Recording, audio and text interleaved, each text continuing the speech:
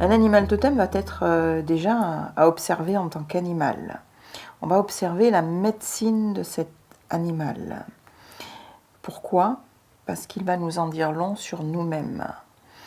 Donc c'est bien évidemment quelque chose qui peut être compliqué à rencontrer par soi-même, quoique souvent on se dit « Ah oui, mais depuis que je suis enfant, cet animal, j'y pense, cet animal, j'en rêve, cet animal, je l'aime. » Mais il s'avère que pour pouvoir faire ce parcours dans les différents mondes qui nous ramènent à nous-mêmes, pour se connaître sur toutes ces dimensions-là, un chaman va accompagner.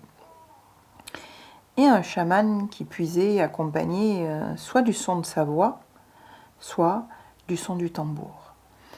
Il va appeler les énergies qui correspondent à la personne, à l'âme de cette personne. Et pouvoir faire apparaître auprès de cette personne, en images, en sons, en sensations, cet animal totem, qui, ne l'oublions pas, représente la personne.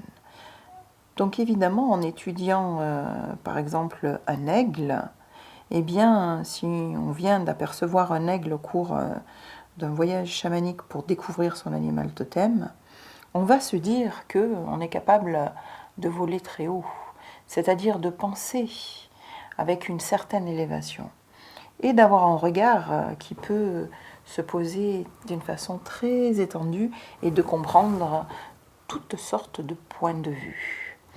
Mais en même temps de pouvoir voir le moindre détail et pouvoir retirer l'essentiel et défaire bien souvent des nœuds qui sont là présents chez l'humain et qui sont compliqués et dont on a du mal à percevoir le début de la pelote.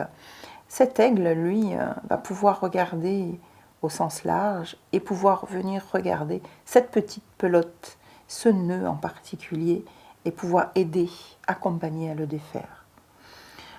On verra que cet aigle ne se pose que très rarement sur la terre. Il va nicher sur les hauteurs, dans les montagnes. Donc effectivement, une personne qui a un aigle va, comme animal totem bien sûr, va voler très haut, va être sur des dimensions spirituelles élevées, mais en même temps avoir l'œil qui se pose sur la terre, avoir ce contact avec l'ancrage sans en être plombé.